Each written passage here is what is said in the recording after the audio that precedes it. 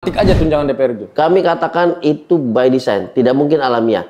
Tidak mungkin tidak ada orkestrasi, tidak mungkin tidak ada agregasi terhadap seluruh materi-materi atau konten-konten ini, baik di media massa yang formal dan besar saya sebut tadi, dan juga media sosial, TikTok, Facebook, WhatsApp, menyebar kemana-mana, kemudian juga di Twitter sama di Instagram. Bisa kami lihat di situ ada kelompok pertama yang namanya kelompok organik yang well trained. Ini sebagai dinamisatornya. Dia yang mengatur crowded, dia yang leading dalam hal gerakan, dan dia yang melakukan gerakan-gerakan yang memantik situasi damai, situasi ricuh, situasi tempur, dan segala macam. Sangat terlatih itu, Bang ya? Sangat terlatih. Presiden tidak mampu menjalankan pemerintahan secara wajar dan stabil. Sehingga perlu segera mengundurkan diri atau diganti. Aktor intelektual cocok. Kalau bisa dibilang begitu, ini kan semua pembantunya ini. 10 tahun belakang ini pembantunya. Maka bos besarnya siapa? Ya tentu Presiden Jokowi. Kalau kita bicara pembantu, sekarang udah bukan presiden. Nah, tapi apakah powernya itu masih ada? Ya cuma mereka yang bisa menjawab itu. Kalau kita lihat dalam beberapa indikator, ya mereka masih bolak-balik Jakarta Solo kan, gitu kan? Benar. Artinya masih kuat juga bos saya.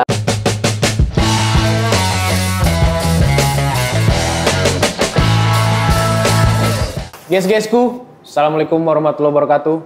Balik lagi di Torpedo. Belakangan ini laman sosial media kita dipenuhi dengan aksi-aksi anarkis antara aparat, massa demonstran versus aparat. Kita mau tahu, Bang. Dan kita mau bedah satu persatu apa sih yang terjadi, Bang?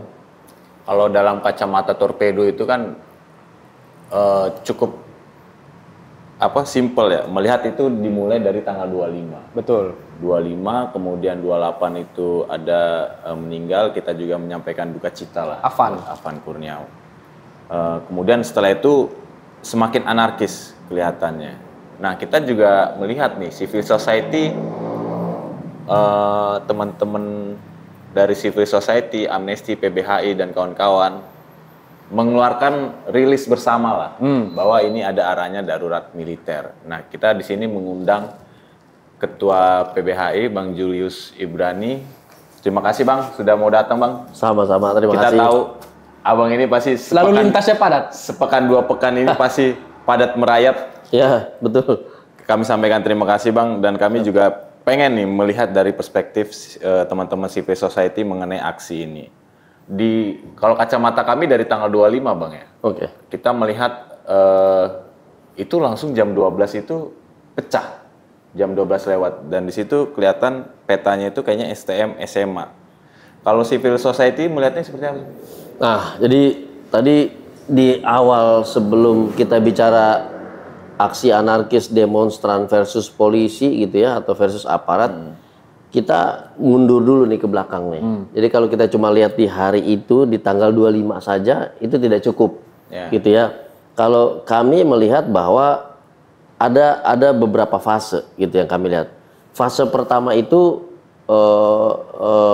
adalah fase di mana terjadi akumulasi kegagalan pemerintah dan DPR untuk memenuhi hak asasi manusia. Upah murah, pekerja platform tidak dijamin haknya, dan malah semakin turun dalam 2 bulan terakhir. Ojol-ojol itu, jaket hijau, kemudian MBG amburadul, kemudian minyak juga kelangkaan dan segala macamnya. Ekonomi kita hancur sampai pada ekonomi real dan informal, dan segala situasi yang tidak baik-baik saja. Itu jadi latar belakang utama sehingga masyarakat pada titik kekritisan tertinggi seperti 97 menuju 98. Itu latar belakang yang harus kita sadari dulu. Tetapi ada satu hal yang kemudian pada fase awal ini menurut kami terjadi fabrikasi. Berbagai macam isu hak asasi manusia, nasib buruh, pendidikan, rakyat miskin kota, penggusuran, korupsi besar-besaran, ini kemudian mulai tersingkirkan. Yang kami duga adalah terjadi satu agregasi opini publik, yaitu memviralkan pernyataan-pernyataan dungu, bodoh gitu ya dari pejabat-pejabat negara yang sebetulnya setiap pernyataan yang keluar akan bodoh karena mereka emang aslinya bodoh gitu ya. Jadi nggak mungkin keluar pernyataan pintar dari seseorang yang bodoh kan gitu ya. Tetapi kita bisa lihat kenapa saya sebut agregasi karena sudah tidak wajar. Pagi, siang, sore platform media massa yang formal dan besar memberitakan itu. Kemudian platform media sosial juga hal yang sama. Ini menyingkirkan hal-hal substantif yang saya bilang tadi, satu kegagalan negara dalam menjamin hak asasi manusia dalam berbagai macam konteks, ekonomi, dan sekarang menyasar pada situasi sosial yang dinamis, bahkan menjadi kritis.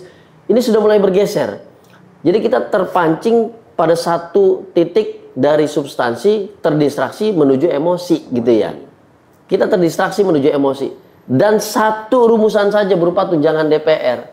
Yang kita tahu tunjangan itu satu tidak mungkin dikabulkan karena negara tidak punya uang. Yang kedua, tidak pernah ada pembahasan, oleh karenanya tidak pernah ditemukan dokumen itu di parlemen. Tetapi ya tadi saya bilang ya, kalau yang namanya pejabat bodoh gitu ya, wakil rakyat bodoh, disuruh berpendapat apapun ya dia respon. Ada kamera, seneng dong ya kan, masuk TV gitu ya, dan semakin bodoh lagi. Dan tidak sadar bahwa sebetulnya itu sedang diagregasi. Tetapi kita lihat pejabat-pejabatnya ini kok gengnya yang sini saja. Kita bisa lihat geng koalisi sini saja. Koalisi sini itu koalisi apa, Bang? Iya, koalisi Kim lah, pemenang pemilu lah. Kita bisa lihat ini menterinya dari partai ini, dari sini. Padahal kita tahu kita punya pejabat-pejabat negara yang masih menjabat beberapanya. Itu yang statementnya lebih busuk lagi, lebih ngawur lagi, lebih tidak manusiawi lagi. Nenek moyang kau itu. Tapi tidak terbawa. Iya, tidak terbawa, hilang bahkan. Muka kau yang gelap kan gitu ya. Kau aja yang kabur sana dulu kau. Jadi kelas 2 kau di sana kau kan gitu ya. Gak usah sebut nama lah, tapi kita paham. Itu hilang. Ada juga yang masuk barang. Bagus barang tuh, kan ada yang begitu-begitu juga kan gitu. Hilang. Padahal mereka ini yang pernyataannya jauh lebih bodoh, lebih kasar lagi, tapi hilang.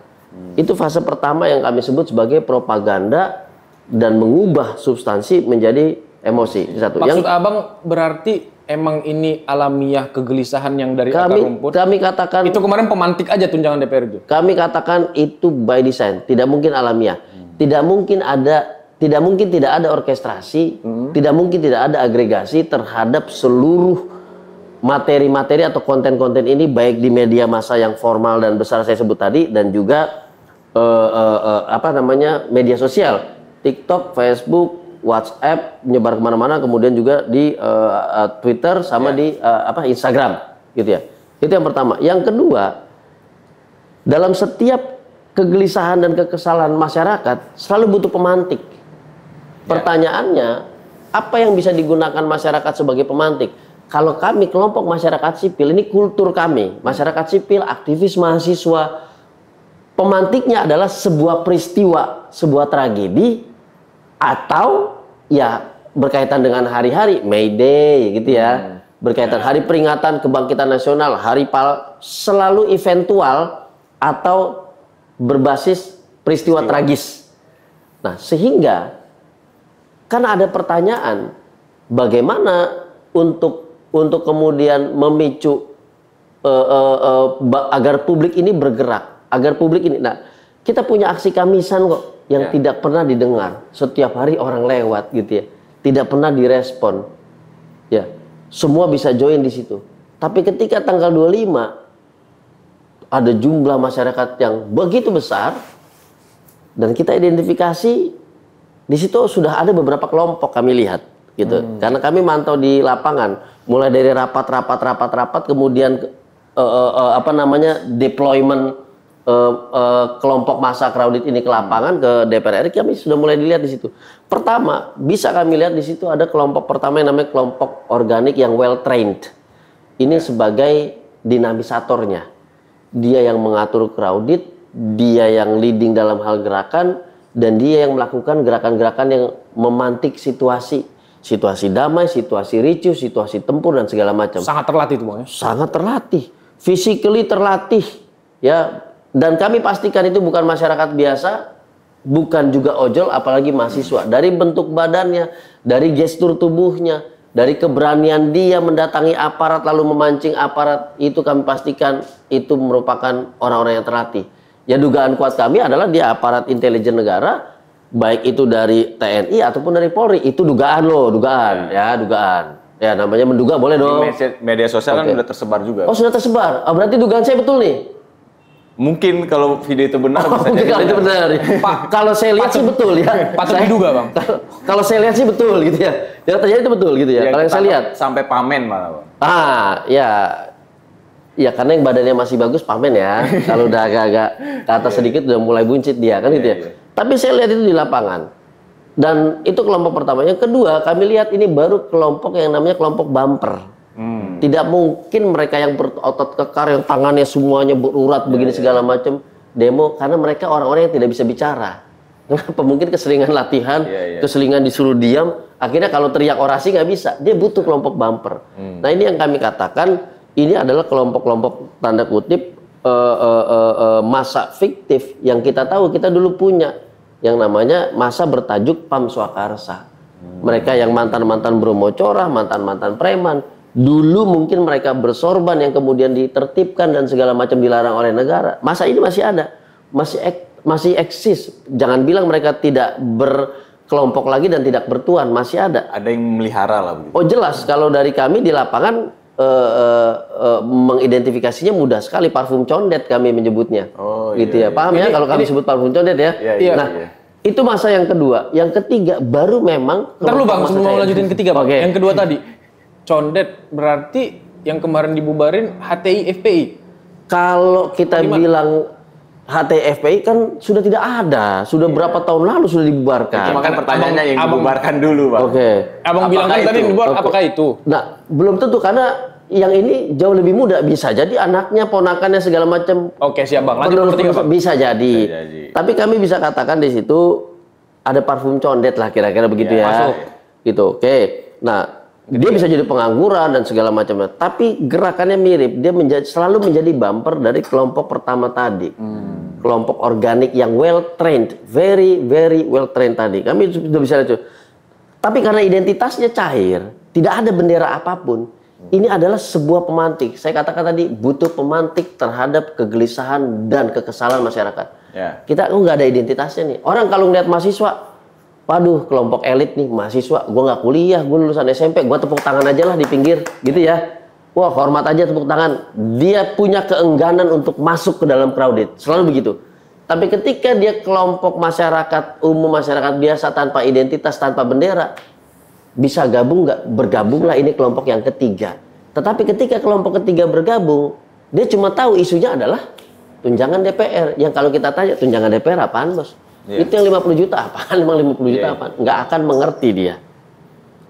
Bahwa betul ada kegelisahan massa, bahwa betul masyarakat ada di situ, bahwa betul masyarakat secara sukarela menyatakan sikapnya, itu harus kita katakan sebagai massa demonstran yang betul-betul murni masyarakat. Tapi jangan kita pungkiri bahwa ada kelompok-kelompok organik yang well trained yang kemudian menjadi pemantik dan membuat titik utama kericuhan. Dan ketika ini berhasil menggalang dan kemudian ada identitas jaket hijau dari dua merek itu, yang lain bersolidaritas nggak? Tentu, karena mereka sedang menghadapi satu persoalan. Mulai dari isu tunjangan DPR, baru dia berkaca, tunjangan DPR, gua rumah nggak punya, kontrakan gua besok dicabut, harga ini naik. Seluruh kelompok korban ini, korban kebijakan negara dan korban pengusaha, berkumpul dia. Ini yang saya katakan kelompok ketiga, baru ditambah dengan mahasiswa. Nah, STM di mana tuh Bang? Yang pelajar-pelajar. Kalau STM ini in between dia. In between antara kelompok kedua dan kelompok ketiga. STM itu dia tidak banyak pemikiran. Saya ke lapangan, saya tanya, waktu itu masih One Piece isunya ya. Saya tanya, apa? One Piece Bang? Enggak Bang, dia manggil Om. One Piece Om. Apa itu One Piece? Komik Om, komik. Ini di lapangan 25 Bang? 25 di lapangan. Komik Om, terkait dengan negara yang tidak peduli masyarakat miskin. Kita di masyarakat miskin Om. Oh begitu ceritanya. Jadi dia mau One Piece nih, ya Om, karena kita udah miskin Om. Berhenti di situ. Dia nggak tahu tunjangan DPR, jadi dia in between. Gitu. Tetapi ketika dia dipantik untuk bertindak vandalis, merusak, akan amat sangat dengan mudah. dilakukan. Kenapa? Anak muda. Anak muda.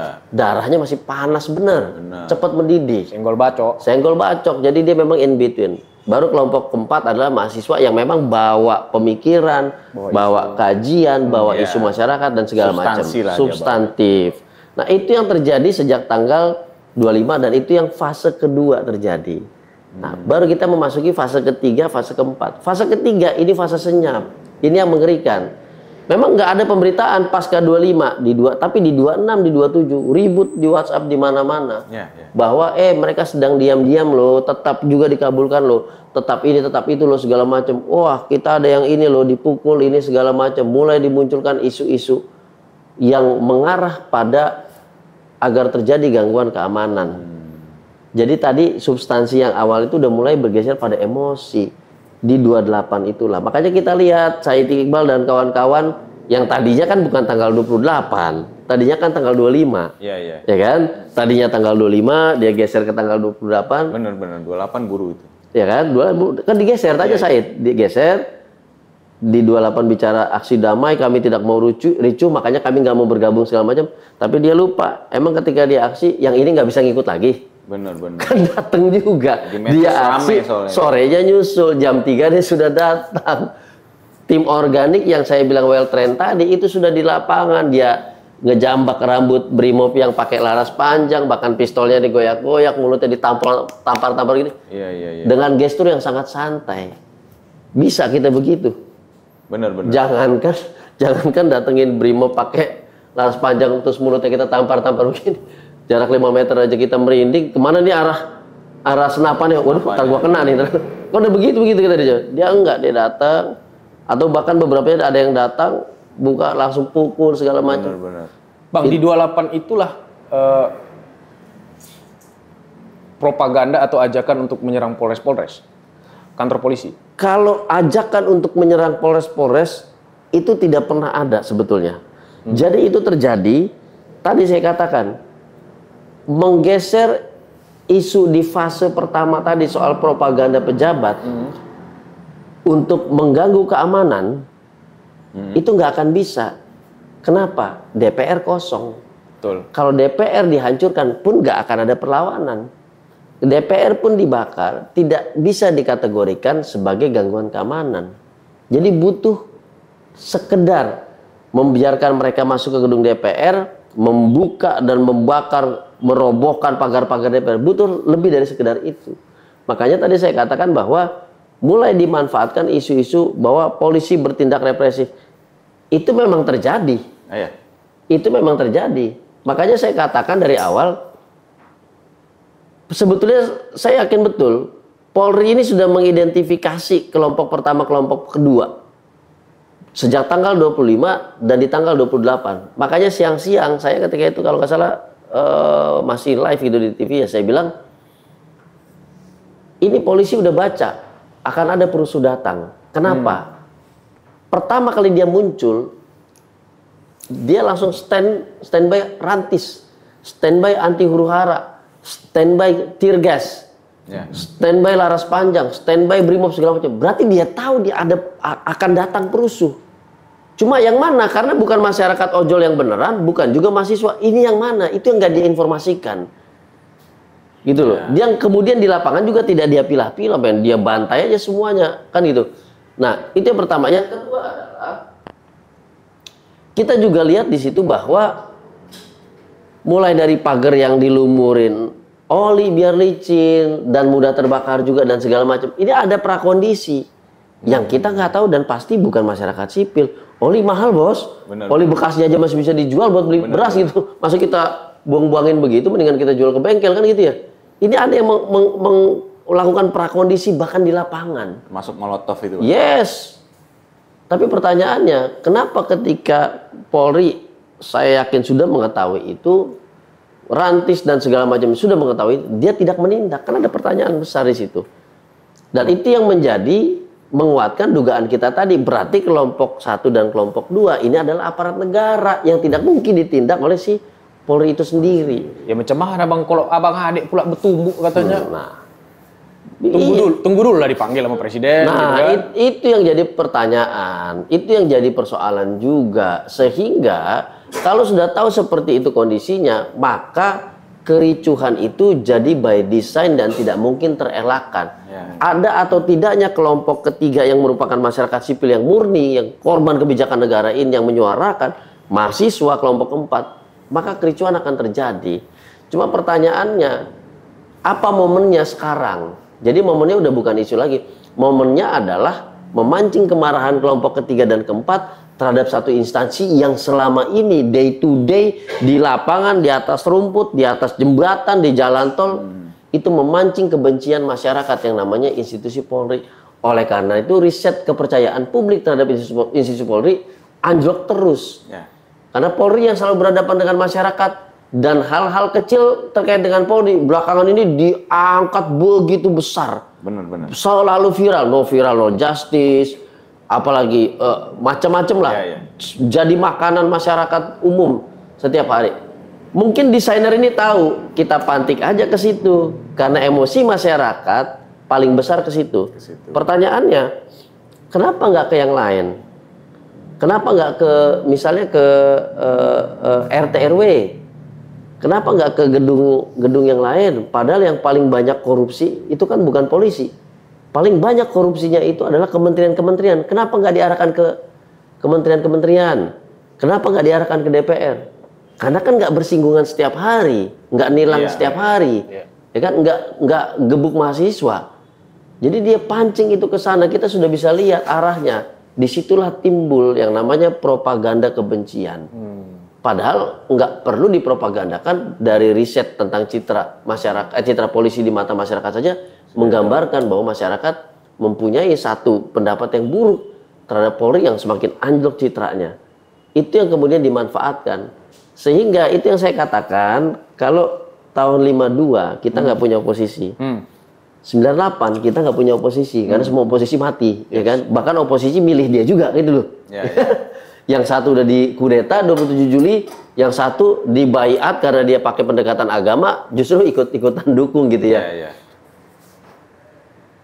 Yang terjadi sekarang itu bukan politik infiltrasi terhadap masa kerumunan. 98 kita diinfiltrasi, masyarakat turun duluan, sudah terpantik dan memantik diri sendiri, baru diinfiltrasi oleh operasi intelijen. Terjadilah kericuhan, penjarahan, pembunuhan terhadap etnis tertentu, perkosaan luar biasa, sistematis, segala macam.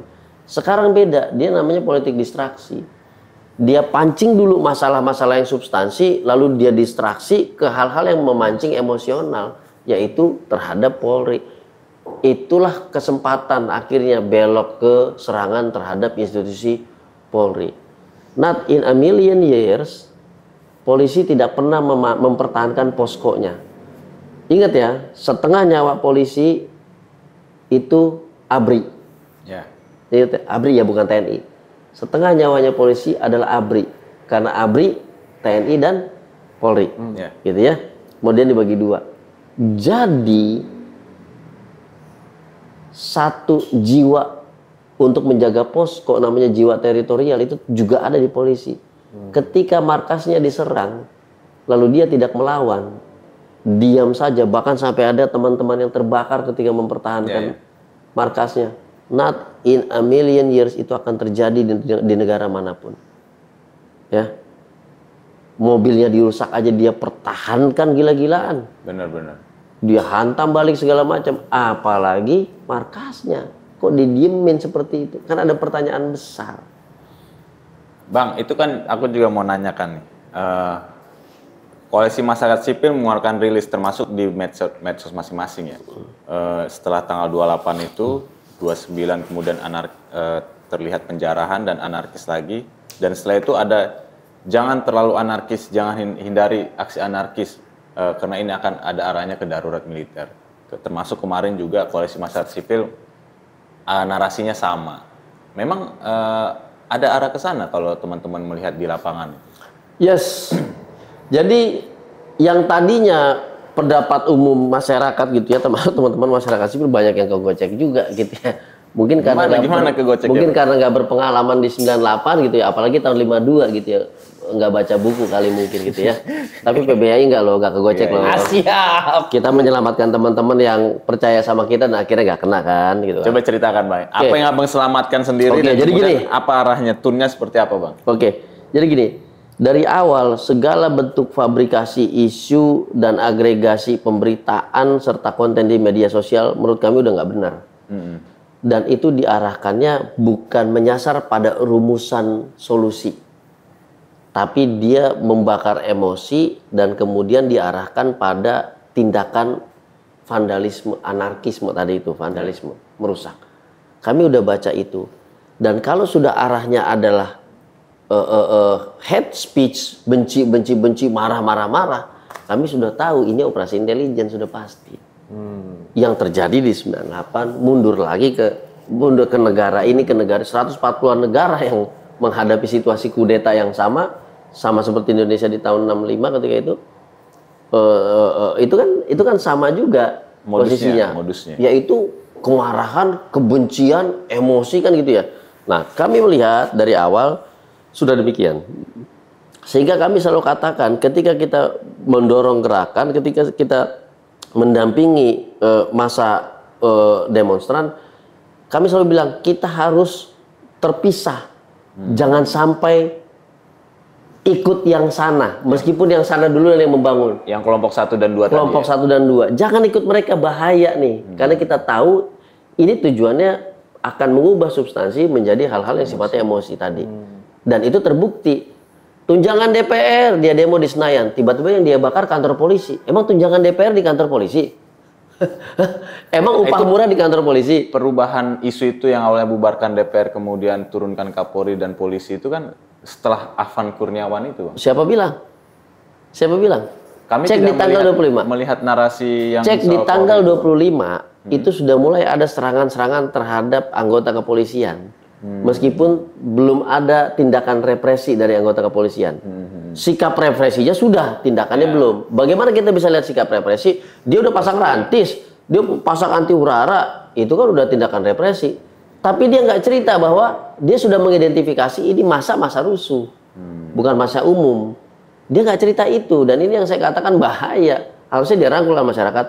Oke, balik ke topik yang tadi. Jadi PBHI sudah melihat bahwa ini akan terjadi distraksi dan akan dibuat ricuh.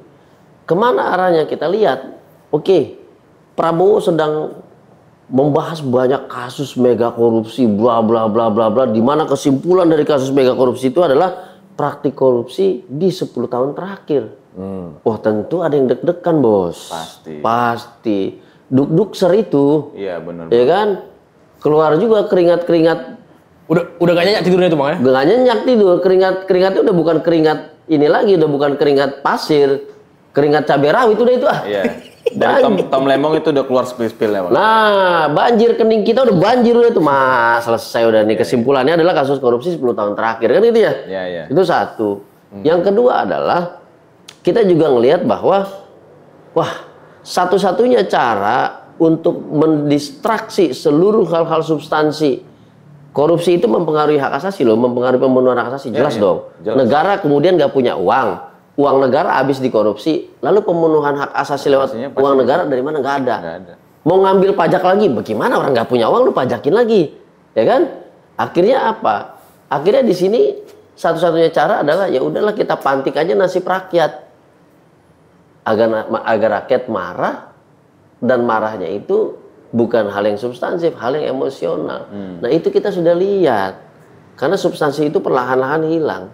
Sebetulnya tunjangan DPR yang 50 juta per bulan itu hanya sebagian kecil. Lihat fasilitasnya. Lihat dana resesnya. Lihat dana aspirasinya. Ya. Mobil dinasnya saja sudah bisa dipakai makan 500 sampai 1.000 orang, Bos. Kalau kita jalan di basement Senayan tuh nggak ada yang di bawah 1 miliar tuh Bang. Nggak ada, Bos. Nggak usah yang mobil sendiri. Mungkin itu mobil sendiri. Fasilitas negaranya deh. Oke. Lalu kalau dia bilang ada tunjangan itu, iyalah kita semua pekerja juga butuh tunjangan itu. Tapi wajar nggak? Wajar nggak ketika semua dilakukan efisiensi, ketika pegawai dipotong gajinya, Bos, dipotong semua tunjangan-tunjangannya segala macam. Ketika apalagi budget pemerintahan semua dipotong, dia kok stay, nggak dipotong. Padahal dia nggak kena pajak loh. Dia pula yang pegang palu ketuknya, Bang. Dia pula yang kena palu ketuk lewat badan anggaran itu ya kan. Nah, kenapa? Nah, yang substansi ini malah nggak dibahas. Ya. Pantik yang justru nggak ada. Paham ya? Ya. Dia ngebahas yang nggak ada tunjangan DPR untuk perumahan. Memang nggak diketok, nggak akan naik, nggak akan naik, bos. Gitu ya. Lalu kemudian dari sini kita bisa lihat, oh arahnya apa? Menciptakan sebuah amarah untuk mengganggu keamanan, kericuhan. 25 kita lihat sudah mulai dipantik, 26, 27 video menyebar segala macam, 28 kejadian. Tas. Nah dari situ, dari 28 itu kita sudah bisa lihat bahwa operasi-operasi ini ditujukan untuk menciptakan satu kerusuhan sehingga negara dalam keadaan darurat. Itu dulu satu. Ya. Meskipun ada tahapan ya, darurat sipil, darurat militer, itu ya. Yang darurat ini pada titik ujungnya itu akan mengatakan bahwa presiden tidak mampu menjalankan pemerintahan secara wajar dan stabil, sehingga perlu segera mengundurkan diri atau diganti. Siapa yang gantiin? Banyak yang genderang perang itu, Bang. Banyak yang tepuk-tepuk. Kalau kita lihat ininya ya pasti wapres dong. Sudah pasti wapres, karena berdasarkan konstitusi kita, apabila presiden mangkat dan segala macam mengundurkan diri dianggap tidak mampu, wapres yang menggantikan. Kan itu yang terjadi di 98 ketika Profesor B.J. Habibie menjadi presiden menggantikan Soeharto. Kan itu yang terjadi. Termasuk era Gus Dur. Yes. Gitu. Itu kan yang terjadi sebetulnya. Jadi maksud Abang, aku sedikit, Bang, menginterupsi, Bang, kayak anggota DPR, Bang. Banyak juga nggak apa-apa. Asal substansi, jangan emosi. Lo enggak, ini Banyak substansi, apa-apa. Bang. Oh, substansi. Ya kita ngeliat Gibran, maksud Abang yang punya barang ini Solo gitu. Ya, kalau kita simpulkan siapa yang akan mendapatkan keuntungan dari propaganda di fase pertama, dari pergeseran substansi ke emosi, kemudian terjadinya gangguan keamanan negara, ya tentu wakil presiden, karena kan kesimpulan ujungnya adalah mengatakan bahwa presiden tidak mampu menjalankan pemerintahan yang baik, yang stabil, yang damai, yang terstruktur segala macam. Dia harus mengundurkan diri, kan kesimpulannya begitu. Itu konstitusi, Bang. Konstitusional. Ntar lu, Bang, ku breakdown lagi, Itu Bang. konstitusional. Kalau kudeta nggak konstitusional. Kalau ini konstitusional, menciptakan satu situasi yang kemudian menekan presiden untuk mengundurkan diri karena dia tidak mampu menghadapi kericuhan, kerumunan massa dan segala macam ini. Yeah. Berarti bisa dibilang Solo yang mendesain kericuan beberapa rentetan hari itu. Kalau mendesain agak sulit juga kita mengatakan itu mendesain karena dia kan hands off, tangannya tidak kelihatan. Yeah, okay. Tapi kalau kita pakai teori beneficiary yang diuntungkan dari seluruh proses ini, Yes. siapa? Oh jelas wapres. Ya. Kita harus katakan begitu. Oke, kita mundur lagi. Cek di fase pertama tadi. Kan tadi saya bilang ada menteri-menteri warisan 10 tahun ya itu. Warisan purbakala gitu ya. Warisan purbakala, tapi masih ada yang Aku bantu Abang sebutkan ya yang di penegakan kau aja yang sebut. Ya. Karena mungkin kau muka 10 kau yang tahun. gelap, aku nggak gelap nih, aku terang nih. Enggak, kalau kita yang Gitu. tersangkut, terseret-seret hukum dipanggil lah. Ada Noel di KPK, kemudian ada yang dipanggil itu di Kejaksaan Nadiem Makarim. Ya. Kemudian ada yang baru-baru ini juga dipanggil itu adalah ex Menak Yakut. Kemudian Tom Lembong udahlah. Kemudian beberapa kasus kayak muncul ya di publik, tapi ini belum. Yang gede nggak disebut, jangan-jangan nyangkut juga kawan ini. Enggak, bentar dulu, Bang. Judi online. Ini saking banyak. Judi online. Ini mau sebutin ini deh, Bang. Kenapa nggak kau sebut? Nyangkut Ini juga yang kau lebih rupanya banyak, nggak? Bang. Aku udah interupsi, Bang. Jangan sampai nyangkut, jadi nggak disebut ya kan? Tunggu dulu, Bang. Ini Budi Ari. Budi Ari. Terus apa lagi ada yang Banyak. terlintas, Bik? Ya itu dulu lah, Bang. Nah, itu. Oke. Apakah gejolak yang ada saat ini untuk menghapus mereka ini? Atau mengalihkan kali, Bang. Paten juga kawan ini analisisnya ya. Mengalihkan perhatian Aku tambahkan kalau kayak gitu ya. Iya, Ada iya. Bahlil juga soal pertambangan di Papua gitu ya. Ada Raja Juli juga soal kehutanan kemarin yang kemudian diberesin lewat Satgas. Banyak hal itu, gitu ya. Jadi kalau kita lihat balik pada statement Budi Ari, kalau nggak menang jumlah semua ini bos, masuk jurang. Ini yang sedang terjadi.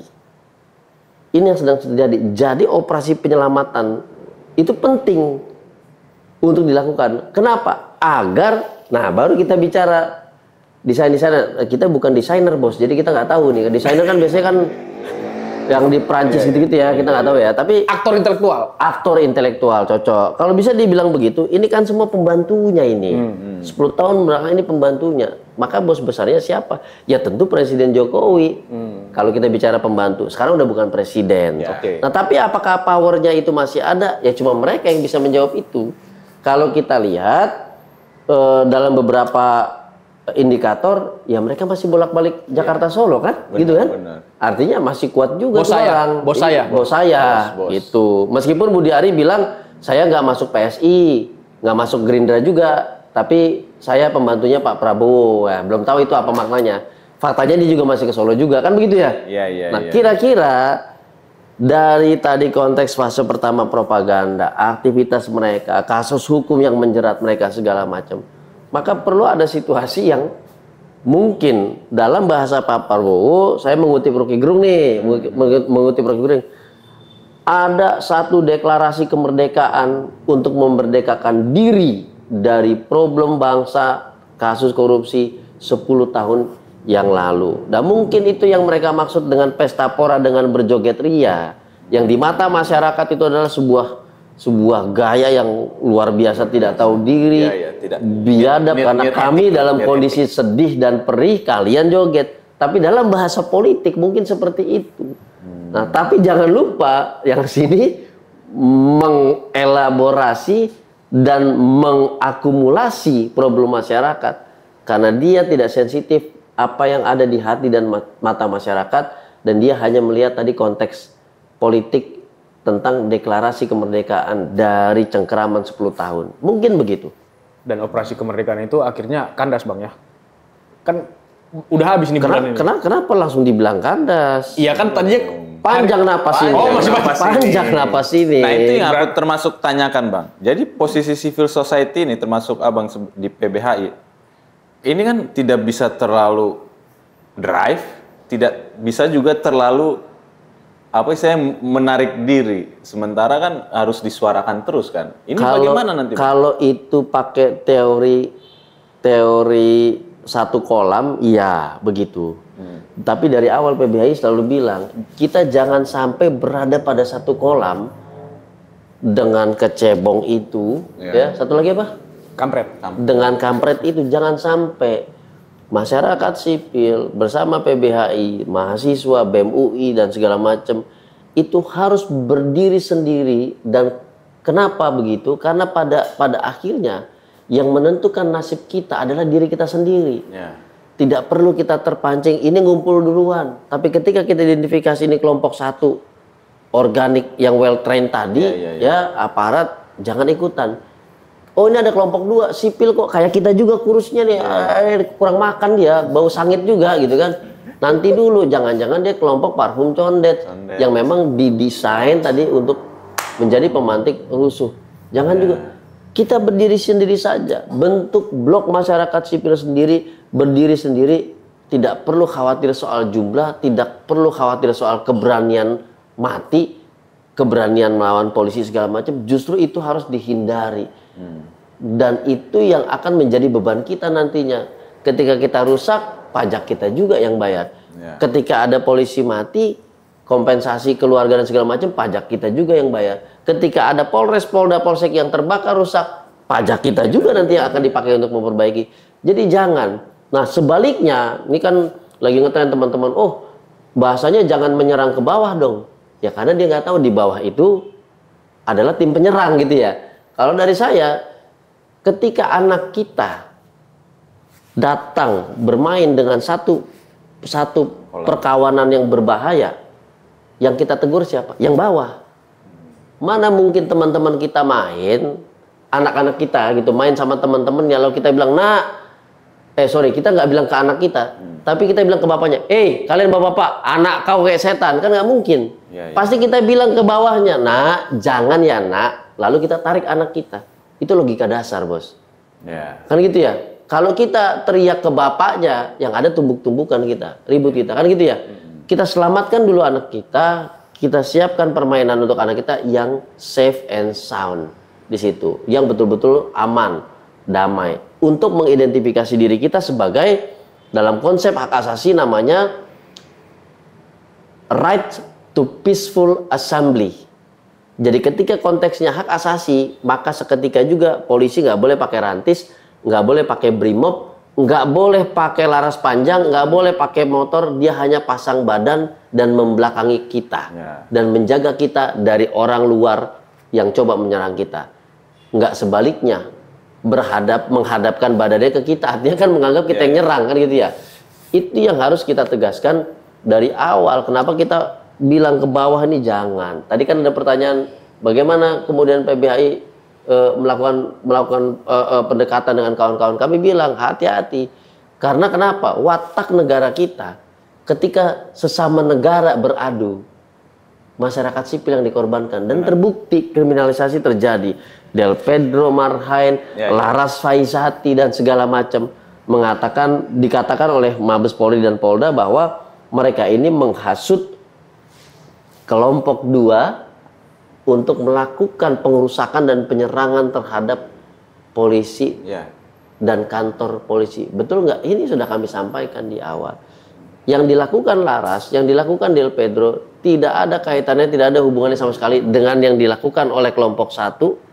Di situ ada aparat, dan kelompok 2 yang memang bantal atau bumper bagi aparat tersebut untuk menciptakan suasana ricuh. Kami sampai jam 2 subuh di sekitaran Semanggi, Bundaran Semanggi. Kami kirim tim ke lapangan. Saya ada di Ancol ketika situasi di dekat-dekat rumah Sahroni. Dan kami pastikan masa yang datang itu bukan masa sekitar. Dari luar. Nah, itu kan kita yang dapat jam tangan 11 miliar dari mana?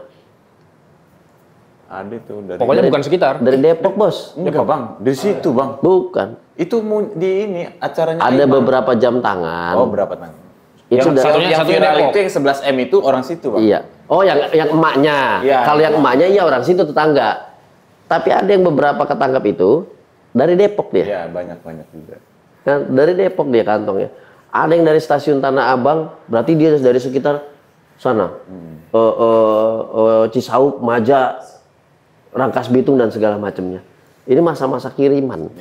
Kan gitu. Nah, ini yang kami tegaskan ke kawan-kawan. Udah, kita berdiri sendiri saja, percaya pada diri sendiri, toh pada akhirnya kita sebagai rakyat yang akan menanggung semuanya sendiri. Gitu. Padahal apa yang disampaikan teman Del Pedro maupun Laras ini sebenarnya kalau kita lihat dari gerakan kelompok 1 dan 2 ini tidak terlalu maksudnya tidak memprovokasi sebenarnya. Tidak ada relevansinya. Penerapan pasalnya pun bertentangan. Tadi saya diwawancari beberapa media, menganalisis terhadap pasal. Sederhananya, pasal yang dikenakan, pasal menghasut itu deliknya delik material yang harus dibuktikan dampaknya. Tanpa dampak, pasal itu tidak mungkin diterapkan.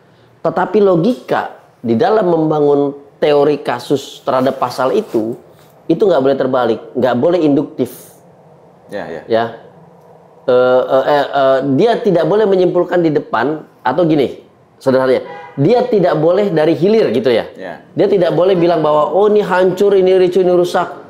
Ini pelakunya STM-nya ngelihat postingan yang bikin dia, berarti dialah penghasutnya. Itu nggak boleh, itu cara yang salah. Mendefinisikan delik material dalam pasal penghasutan itu harus ada sejak awal dari hulu. Kita tanyakan kepada Laras, kita tanyakan kepada Del Pedro dan kawan-kawan yang ditangkap, Syahdan juga. Ketika kau posting, dalam postingan kau, apakah ada substansi bakar kantor polisi hari apa kemarin 28? Kok saya lupa? Hari ini tanggal 28 jam 4 sore di titik ini bersama-sama dengan kami menggunakan kostum ini.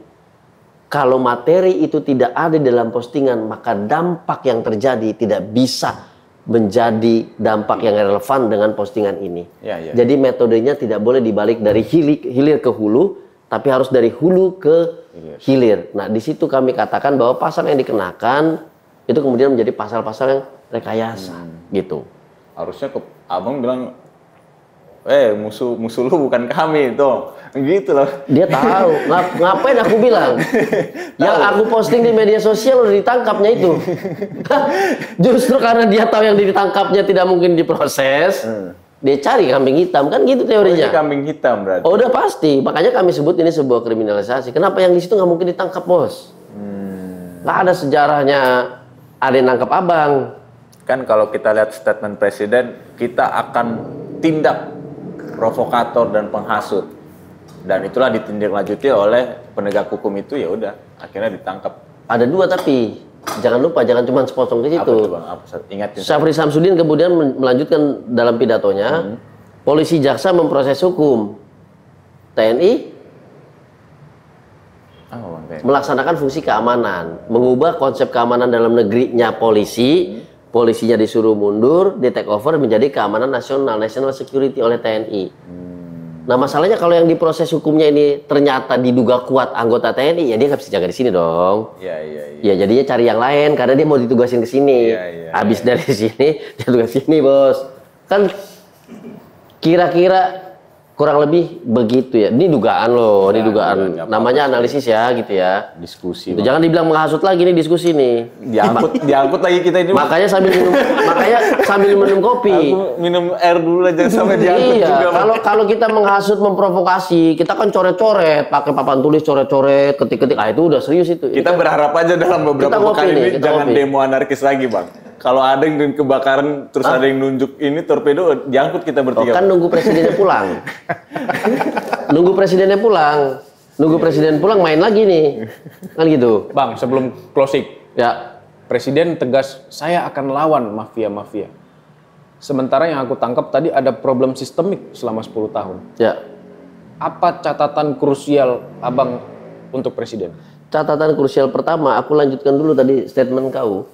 Problem sistemik 10 tahun itu juga yang memenangkan dia. Alamak. Paham ya? Jadi catatan berarti pertama, apa pengen bilang tangkap dirinya sendiri gitu? Bukan dirinya sendiri, yang memenangkan dia, berarti ada pihak lain. Oh iya. Yang sebagai akar masalah sekaligus aktor intelektual dari 10 tahun kebobrokan ini memenangkan dia. Artinya ketika dia mau menangkap seluruh mafia itu, bisa jadi menangkap yang sinis. Sekuat itukah presiden kita? Let's see. Akan kuat kalau gerakan itu bersama rakyat. Selalu katakan, Kejaksaan Agung tidak pernah sehebat ini. Saya harus katakan itu. Ya. Ada satu nama yang namanya, ini inisial aja ya, bukan nama asli loh. Ini bukan nama asli. Kita sebut saja lah nama samarannya Muhammad Riza Khalid. Ini samaran loh, bukan nama asli ya. Yang terkenal sebagai mafia migas, Petrol udah dibubarkan segala macam. Ternyata pemainnya masih dia, kilang-kilangnya masih di dia juga, tangki Singapura segala macam masih di dia. Ini nama samaran ya, nama samaran bukan nama sebenarnya. Benar. Aku juga nggak kenal itu. Nggak kenal kan, kita nggak tahu kan, nggak pernah ada ya. Oke, biar selamat kita ya kan. Ya kan? Lanjut, Bang. Nah, baru kali ini di Jaksa Agung yang ini dia ditetapkan sebagai tersangka. Bahkan anaknya sudah ditahan yang akan segera diproses hukum di pengadilan. Artinya apa? Kita harus jaga itu kejaksaan.